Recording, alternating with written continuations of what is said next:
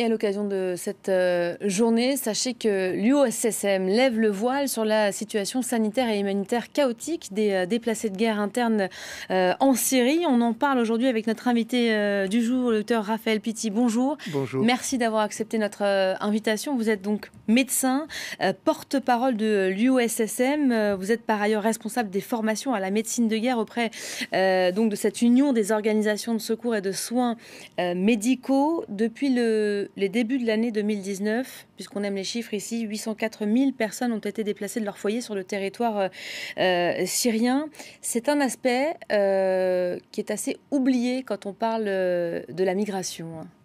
Oui, on a toujours tendance à parler des migrants, c'est-à-dire de ceux qui ont fui leur pays, et on oublie qu'à l'intérieur même de la Syrie, il y a environ 7 millions de personnes qui ne sont plus chez elles.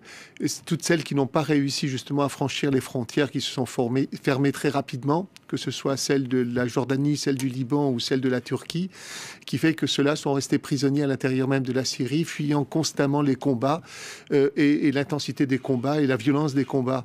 Et donc actuellement, dans la partie nord-ouest de la Syrie, dans la dernière zone encore tenue par les rebelles, où il y a 70 000 rebelles, vous avez 4,5 millions de personnes, dont plus de 40% sont des déplacés. Comment travaillez-vous aujourd'hui concrètement avec ce pays ? Et c'est extrêmement compliqué. Et dans la zone de Idlib, c'est vraiment un focus qu'il faut porter sur et une attention toute particulière qu'il faut porter sur cette population qui est là, dans cette zone du nord-ouest, parce que depuis le mois d'avril, alors que c'était considéré comme une zone de désescalade de la violence, par l'ONU, en tout cas avec des signataires, la Turquie, la Russie avaient signé pour faire en sorte que cette zone-là soit une zone protégée où les populations puissent venir se réfugier.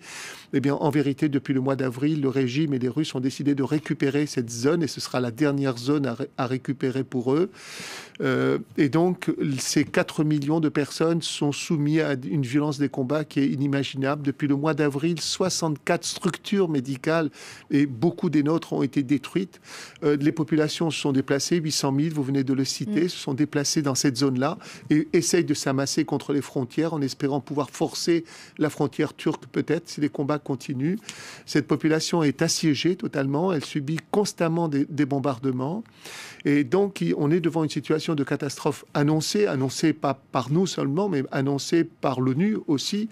Le président Macron avait demandé à Poutine d'arrêter les bombardements sur cette zone de Idlib quand il est venu en France. Il n'y a pas très longtemps, il a dit tout simplement qu'il poursuivrait ces bombardements tant qu'il y aurait un seul rebelle dans cette zone-là. Mais comment 70 000 rebelles qui sont au milieu de cette population, comment imaginer que l'on puisse détruire tous les rebelles sans tuer en même temps tous ces civils? Est-ce que vous avez le sentiment aujourd'hui que ces populations sont un peu laissées pour compte et oubliées, mises de côté? Totalement, totalement. Au point que, y compris les fonds d'aide qu'il y avait jusqu'à présent venant de l'Europe ou venant même des États-Unis, ces fonds d'aide ont stoppé sous le prétexte qu'elles alimentent en même temps les rebelles.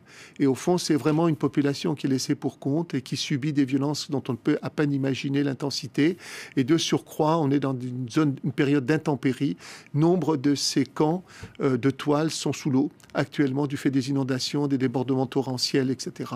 Et on est toute la difficulté aussi de leur porter secours et de les alimenter parce qu'ils sont totalement dépendants de l'aide humanitaire internationale qui passait par la Turquie. Mais malheureusement, les convois aussi sont bombardés et donc il y a une énorme difficulté à essayer d'approvisionner cette population. Il y a une énorme difficulté aussi à soigner cette population du fait des structures médicales qui ont été détruites. Et donc nous voulons essayer de répondre en même temps à cette demande en mettant en place... Justement, c'est ce que j'allais vous demander à l'heure où une partie des Français manifestent pour défendre notamment ce système public. On a donné la parole hier à un soignant qui défend l'hôpital public et les risques à terme. La réalité des faits en Syrie aujourd'hui, c'est quoi les structures d'accueil? Qu'est-ce qu'il reste? Il reste plus grand-chose véritablement pour prendre en charge les blessés et ces populations en même temps ont besoin de soins. On est dans la période hivernale avec la recrudescence des épidémies saisonnières comme la rougeole, comme les pathologies respiratoires, etc. Et donc il est nécessaire en même temps de pouvoir soutenir cette population, d'où l'idée que nous avons de mettre en place des structures médicales mobiles pour pouvoir répondre, pour se protéger nous-mêmes des bombardements, parce que les structures fixes sont, elles, systématiquement systématiquement ciblées. Donc mettre en place des structures, des petites structures médicales mobiles qui permettent de suivre les populations et de se protéger en même temps des bombardements. Et donc c'est vraiment, si vous me permettez, de faire un appel à fond, parce qu'une structure mobile, ça nous coûte 25 000 € pour une année de fonctionnement avec un médecin. Et donc nous avons besoin de ces structures. Alors si vraiment les auditeurs sont là, ils peuvent nous écouter, aidez-nous à protéger cette population, à la soigner en tous les cas. Comment peut-être très concrètement? Écoutez, il suffit simplement d'aller sur uossm.fr et puis, ou alors tout simplement pour faire un don, ou alors tout simplement d'utiliser éventuellement leur smartphone pour nous envoyer éventuellement 10 €. Alors, l'argent, évidemment, c'est le nerf de la guerre. Pour faire parler de vous et pour vous faire entendre, vous avez peut-être renforcé aussi la stratégie de communication. Je crois que vous avez mis en place des clips, notamment. On va regarder un extrait tout de suite, on en reparle juste après.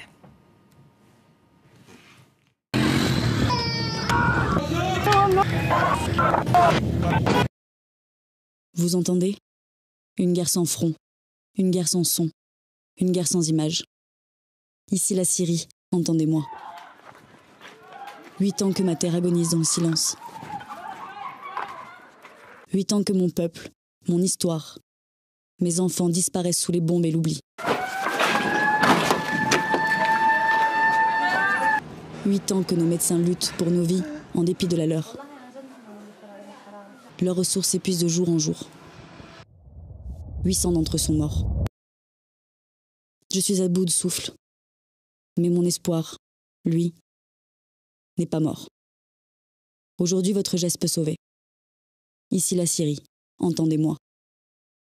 Voilà, l'espoir qui n'est pas mort. Et pour accompagner cette campagne visuelle, un événement aujourd'hui dont vous pouvez peut-être nous parler, qui a débuté ce matin à la place Joachim du Bellay, Fontaine des Innocents. Oui, c'est ça. Nous voulons montrer ce que fait l'USSM directement en Syrie, comment nous travaillons à l'intérieur même de la Syrie, dans la partie du nord-ouest en particulier, mais aussi du nord-est, puisque nous y sommes aussi présents. Nous, avec 90 structures médicales, nous soutenons une population supérieure à 2 millions d'habitants. Et au même temps, nous soutenons 1600 soignants et il faut bien entendu les payer, les financer, etc. Il faut ravitailler l'ensemble de ces hôpitaux et nous sommes heureusement là présents et nous essaierons de rester jusqu'à la fin si c'est nécessaire.